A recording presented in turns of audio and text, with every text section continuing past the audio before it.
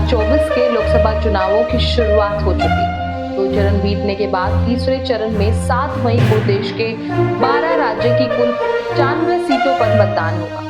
इसमें मध्य प्रदेश की 9 सीटें शामिल हैं। तीसरे चरण में मध्य प्रदेश की भिंड, मुरैना, ग्वालियर, गुना, सागर, विदिशा, भोपाल, बैतूल और राजगढ़ लोकसभा सीटों पर चुनाव लड़ा जाएगा। इन सीटों पर कुल 127 उम्मीदवार अपना भाग्य आजमा रहे हैं। तीसरा चरण मध्य प्रदेश की राजनीति के लिए इसलिए भी खास है क्योंकि इस फेज में बीजेपी और कांग्रेस से कई बड़े और दिग्गज चेहरे चुनाव लड़ रहे हैं। मुरैना, ग्वालियर, सागर और भोपाल से बीजेपी और कांग्रेस ने नए चेहरों को मौका दिया है।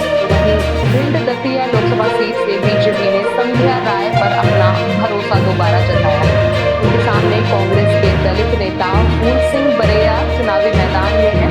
9 सीटों में से गुना, विदिशा और राजगढ़ वो सीटें हैं जिन्हें मध्य प्रदेश ही नहीं बल्कि पूरे हिंदुस्तान की निगाहें टिकी हुई। गुना से केंद्रीय मंत्री ज्योतिरादित्य सिंधिया, विदिशा से पूर्व मुख्यमंत्री शिवराज सिंह चौहान और राजगढ़ से कांग्रेस के वरिष्ठ नेता और पूर्व मुख्यमंत्री दिग्विजय सिंह मैदान में है। बात करें गुना विधानसभा सीट की तो यहाँ से बीजेपी ने कांग्रेस के पूर्व नेता और मौजूदा केंद्रीय मंत्री ज्योतिरादित्य सिंधिया को टिकट दिया है। कांग्रेस छोड़कर बीजेपी का दामन थामने के बाद सिंधिया पहली बार गुना से लोकसभा चुनाव लड़ रहे हैं। 2019 में भी सिंधिया ने यहाँ से चुनाव लड़ा था, लेकिन उस समय उनका चुनाव चिन्ह कांग्रेस का पंजा था। बीते चुनाव में उन्हें बीजेपी के केपी यादव से हार का सामना करना पड़ा था। बीजेपी में आने के बाद उत्साह और जोश से भरे हुए सिंधिया गुना में चुनावी प्रचार का जिम्मा खुद ही संभाले हुए। उनके सामने सिंधिया परिवार के परंपरागत प्रतिद्वंदी राव परिवार से यादवेंद्र सिंह यादव कांग्रेस की टिकट पर चुनाव लड़ रहे हैं। मध्य प्रदेश की बदली हुई सियासी हवा ज्योतिरादित्य सिंधिया के लिए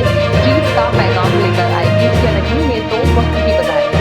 बात करें मध्य प्रदेश की दूसरी सीट विदिशा की तो यहाँ से बीजेपी ने अपने सबसे भरोसेमंद नेता और पूर्व मुख्यमंत्री शिवराज सिंह चौहान को अपना उम्मीदवार बनाया।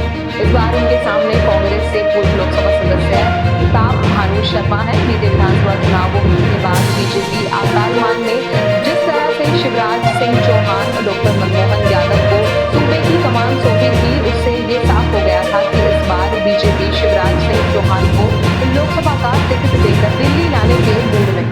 इससे पहले 2004 में शिवराज विदिशा सीट से लोकसभा चुनाव जीत चुके हैं। गुना और विदिशा के अलावा राजगढ़ वो लोकसभा सीट है जो इस समय मध्य प्रदेश की राजनीति में चर्चा का विषय बनी हुई। यहाँ से पूर्व मुख्यमंत्री और कांग्रेस के कहावर नेता दिग्विजय सिंह करीब 33 साल बाद चुनावी मैदान में उतरे।